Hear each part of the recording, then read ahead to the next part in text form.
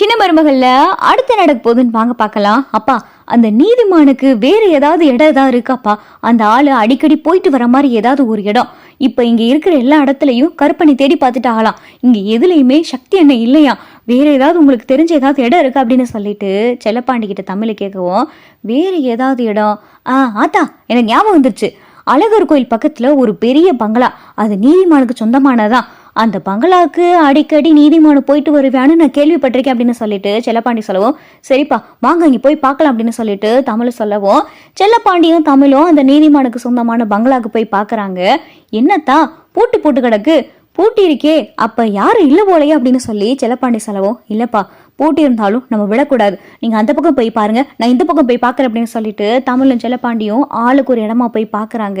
எல்லா பக்கமும் தேடி பார்த்தாச்சு, எந்த சத்தமும் கேட்கிற மாதிரி இல்ல, உள்ள ஆள் நடமாட்டமே இல்லாத மாதிரில இருக்கு அப்படின்னு சொல்லி செல்லப்பாண்டி சொல்லவும், தமிழுக்கு பார்த்தா ஆனா தோணிக்கிட்டே இருக்கு, இல்லையப்பா என் மனசு சொல்லுது சக்தி என்ன என்னமோ இங்கேதான் இருக்காரு அப்படின்னு சொல்லிட்டு தமிழ் சொல்லவும், அப்படின்னா ஏதாவது ஒரு சின்ன சத்தம் மாதிரி கேட்கணுமே ஆத்தா, ஆள் நடமாட்டமும் இல்லையே, எல்லா ஜன்னல் பக்கமும் பார்த்தாச்சு, ஆள் நடமாட்டமே இல்லையே அப்படின்னு சொல்லிட்டு செல்லப்பாண்டி சொல்லவும், சரியத்தா வா இங்கேயே நின்று நேரத்தை வீணடிக்க வேணாம், வேற எங்கேயாவது போய் தேடி பார்க்கலாம் அப்படின்னு சொல்லி செல்லப்பாண்டி தமிழ் அங்கிருந்து கிளம்ப போகையில தான் உள்ள இருந்து பார்த்தா டம்முன்னு ஏதோ ஒரு பொருள் விழுகிற சத்தம் கேட்குது.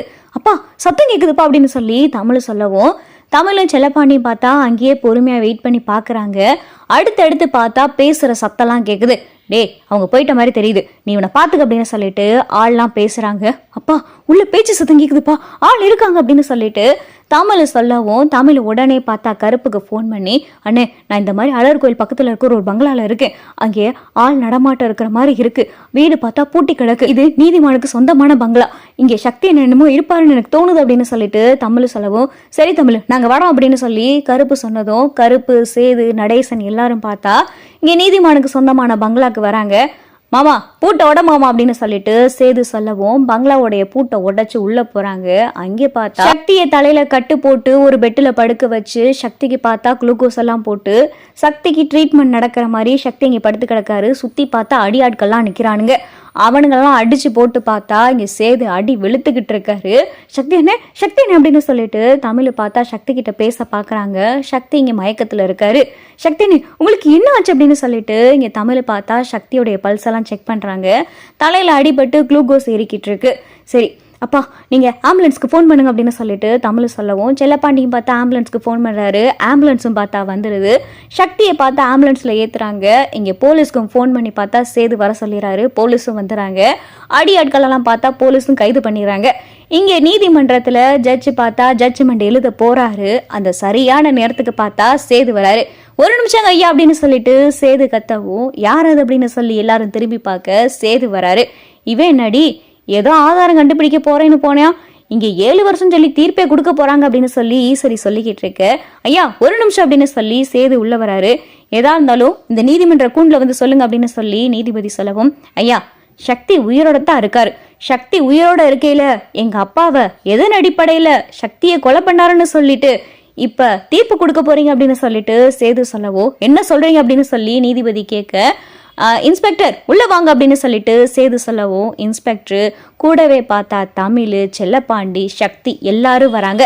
சக்தியை பார்த்ததும் வேகமா ஜெனி ஓடியாந்து சக்தியை கட்டி பிடிச்சு அழுகுறாங்க. சக்தி சக்தி சக்தி நீ உயிரோட தான் இருக்க சக்தி அப்படின்னு சொல்லிட்டு இங்க ஜெனி கத்தி கதறி அழுகவோ, ஜெனி எனக்கு ஒன்றும் இல்லை ஜெனி நான் நல்லா இருக்கேன் அப்படின்னு சொல்லிட்டு சக்தி சொல்லவும், இங்க எல்லாத்தையும் பார்த்துட்டு நீதிபதி பயங்கர அதிர்ச்சியில இருக்காரு. இங்க ஈஸ்வரி பார்த்தா சக்தியை பார்த்ததும் பேய் அரைஞ்ச மாதிரி உட்கார்ந்து இருக்கு.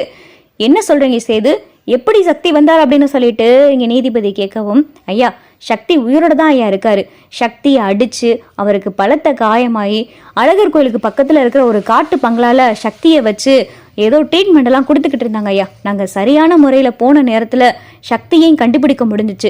சக்தியை தேடி நாங்க அலையாத இடம் இல்லை, சக்தியை நாங்க தேடி அலைஞ்சுக்கிட்டு இருந்தோம். அதுக்கப்புறம் எங்களுக்கு ஒரு உதவி கிடைச்சு நாங்க சக்தியை போய் பார்த்ததுனாலதான் இந்த விவரம் எல்லாமே தெரிஞ்சு ஐயா.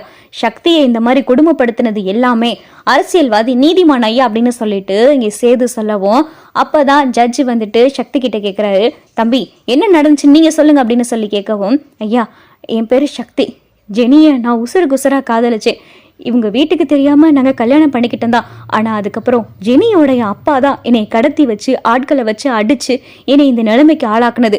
ஜெனியோடைய அப்பாவுக்கு இதெல்லாம் செய்ய சொன்னதே அரசியல்வாதி நீதிமான் தான் ஐயா. இதுக்கும் ராஜாங்க ஐயாவுக்கும் எந்த சம்பந்தமும் கிடையாது. ராஜாங்க ஐயாவை இந்த கேஸ்ல சிக்க வைக்கணும் அப்படின்றதுக்காக என் கண்ணு முன்னாடி அடிக்கடி ராஜாங்க ஐயாவுடைய பேரை சொல்லி சொல்லி பேசுனாங்க. அதே மாதிரிதான் ஜெனிக்கிட்டையும் பேசியிருக்காங்க. இதுக்கும் ராஜாங்க ஐயாவுக்கும் எந்த சம்பந்தமும் கிடையாது. ராஜாங்க ஐயாவை இதுல சிக்க வைக்கணுன்றதுக்காக இந்த மாதிரி சூழ்ச்சி செஞ்சிருக்காங்க ஐயா.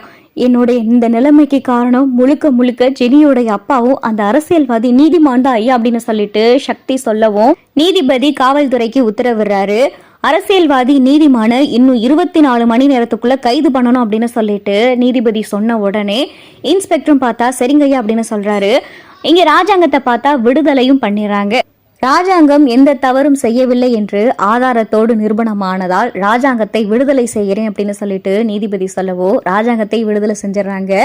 இத்தனை தவறுகளுக்கு காரணமான தாமஸ் என்பவருக்கு 5 ஆண்டுகள் சிறை தண்டனையும் இதற்கு காரணமாக உடந்தையாக இருந்த அரசியல்வாதி நீதிமானை உடனடியாக கைது செய்ய உத்தரவிடுறேன் அப்படின்னு சொல்லி நீதிபதி பார்த்தா ஜட்ஜ்மெண்ட் வாசிச்சாரு.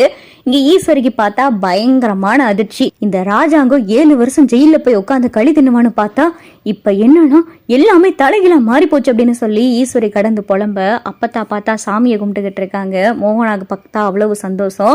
ஜெனி சக்தியை பார்த்தா கட்டி பிடிச்சு அழுதுகிட்டு இருக்காங்க. சக்தி எப்படி சக்தி நீ இருக்கிற இடத்த யாரு கண்டுபிடிச்சா அப்படின்னு சொல்லிட்டு இங்க ஜெனி கேட்கவும் ஜெனி நான் இருக்கிற இடத்த கண்டுபிடிச்சது தமிழ் தான். தமிழும் தமிழோடைய அப்பாவும் அந்த பங்களாக்கு வந்து நான் இங்கே இருப்பேனான்னு சொல்லிட்டு தேடி பார்த்துருக்காங்க. அதுக்கப்புறம் அங்கே இருக்கிற சத்தத்தெல்லாம் கேட்டுட்டு அப்புறம் சேது சாரு அப்புறம் நடேசன் கருப்பு இவங்க எல்லாரும் வந்து அங்கே வந்து அந்த அடியாட்கள் எல்லாம் அடிச்சு போட்டு என்னைய காப்பாத்தினாங்க. நம்மளுடைய இந்த நிலைமைக்கு காரணமே உங்க அப்பா தான். உங்க அப்பாவும் அந்த அரசியல்வாதி நீதிமான் மட்டும்தான். இதுல ராஜாங்க ஐயாவுக்கு எந்த சம்பந்தமும் கிடையாது. அவங்க அடிக்கடி பேசிக்கிட்டு இருந்ததுனால எனக்கு தெரியும். அவங்க பேசுனாங்க. அந்த நீதிமான் சொல்லிக்கிட்டே இருந்தான் இந்த ராஜாங்கத்தை எப்படியாவது ஜெயில தள்ளணும், வரப்போற சட்டமன்ற தேர்தலில் இந்த ராஜாங்கத்தை நிக்க விடாம அரசியல்ல இருந்தே அந்த ராஜாங்கத்தை தூக்கணும் அப்படின்னு சொல்லி அந்த நீதிமான் அடிக்கடி பேசிக்கிட்டு இருந்தான். இதனாலதான் ஜெனி நான் சொன்னேன் இதுல ராஜாங்க ஐயாவுக்கு எந்த சம்பந்தம் இல்லைன்னு அப்படின்னு சொல்லிட்டு ஜெனி சொல்லவும் ஜெனி ராஜாங்கத்துக்கிட்ட மன்னிப்பு கேட்கிறாங்க. எங்களை மன்னிச்சிருங்க ஐயா. நான் எங்க அப்பா இப்படி என் கண்ணு முன்னாடியே பேசுனதை பார்த்துட்டு நீங்க தான் சக்தியோட இந்த நிலைமைக்கு காரணம்னு சொல்லி உங்க மேல கம்ப்ளைண்ட் கொடுத்துட்டேன், என்னைய மன்னிச்சிருங்க ஐயா அப்படின்னு சொல்லிட்டு ஜெனி சொல்லவும் பரவாயில்லம்மா எல்லாமே விதி. இப்படி உன் கண்ணு முன்னாடி ஒரு சூழ்ச்சி நடக்கையில உனக்கு எப்படிமா தெரியும்? ஆனா நான் எந்த தவறுமே செய்யலமா அப்படின்னு சொல்லிட்டு ராஜாங்கம் சொல்றாரு. தமிழ்கிட்டையும் பார்த்தா சக்தி ரொம்ப நன்றி சொல்றாரு. சேது பார்த்தா தமிழையே பார்த்துக்கிட்டு இருக்காரு. அப்பா வாங்க போலாம் அப்படின்னு சொல்லி தமிழும் செல்லப்பாண்டியும் பார்த்தா அங்கேருந்து கிளம்புறாங்க. அப்பத்தா பார்த்தா தமிழை பார்த்து பார்த்து அழுதுகிட்டு இருக்காங்க.